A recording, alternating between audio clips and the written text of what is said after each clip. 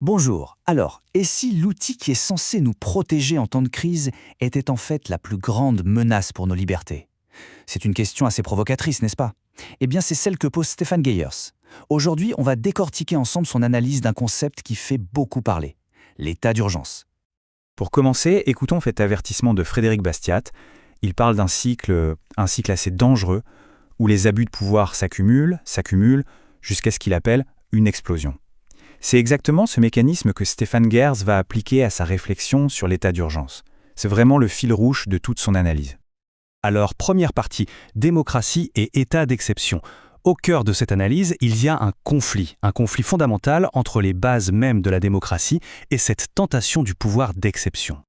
Selon Geyers, la vraie force d'une démocratie, c'est sa stabilité, sa prévisibilité.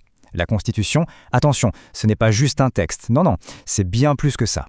C'est un rempart, un vrai garde-fou qui a été conçu pour une seule chose, nous protéger contre l'arbitraire.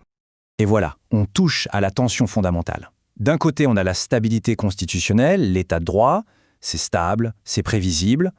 Et de l'autre, la situation d'urgence. Là, tout est imprévisible, tout est perturbateur. C'est une rupture qui met en quelque sorte les règles du jeu sur pause. Et c'est ce choc-là, entre la règle et l'exception, qui est vraiment au centre de tout le problème. Deuxième point, l'urgence, un outil de pouvoir. La question qui se pose, c'est que se passe-t-il quand cette exception n'est plus juste une réponse à une crise, mais qu'elle devient un véritable outil de pouvoir? Ici, Geyers, il ne mâche pas ses mots. Pour lui, l'état d'urgence, ce n'est pas un simple outil de gestion de crise. Non, c'est une sortie délibérée de la Constitution. Et le prix à payer est toujours le même, un recul de la liberté. Mais alors, comment c'est possible de contourner la Constitution comme ça? D'après l'auteur, le levier, c'est l'émotion. En fait, en jouant sur la peur, le pouvoir peut transformer l'opinion publique en une force qui devient même plus puissante que la Constitution. Et pour illustrer ça, l'auteur prend un exemple très concret, la crise sanitaire.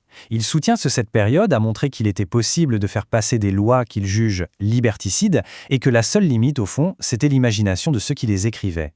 Dans son analyse, c'est clair, l'opinion publique a pris le dessus sur la Constitution. Et maintenant, la recherche perpétuelle de crise. L'argument de Geyers va encore plus loin ici, avec une idée assez dérangeante.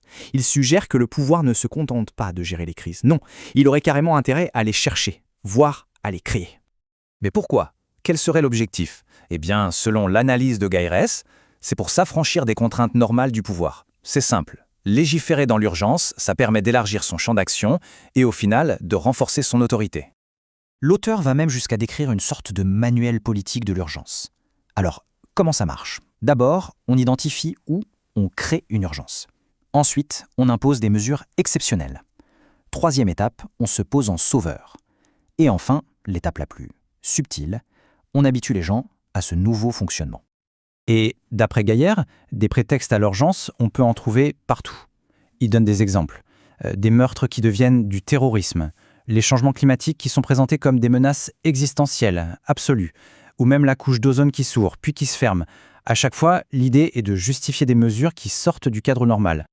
Et on arrive à la dernière partie de l'argumentation, et c'est peut-être la plus importante, l'habitude de la tyrannie. Comment est-ce que quelque chose de temporaire peut devenir permanent?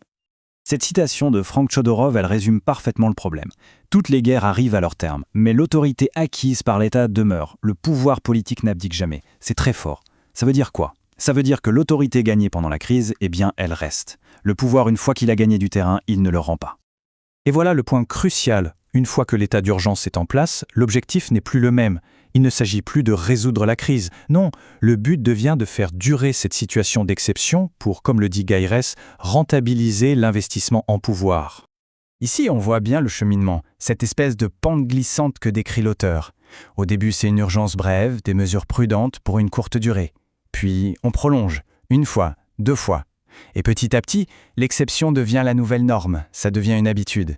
Et le résultat de tout ça, selon cette analyse, c'est qu'on se retrouve à consentir passivement à une tyrannie qui, elle, est devenue perpétuelle.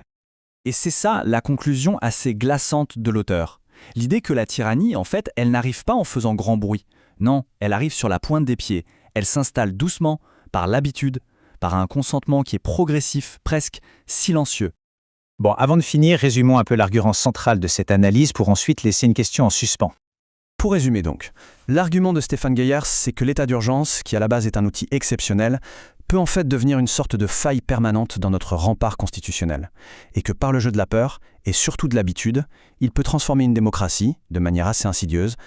Toute cette analyse nous laisse donc avec une question fondamentale. À quel moment est-ce que l'exception devient la règle ? C'est une interrogation qui est essentielle pour toute personne qui s'intéresse à cette frontière qui semble de plus en plus fragile entre la sécurité et la liberté.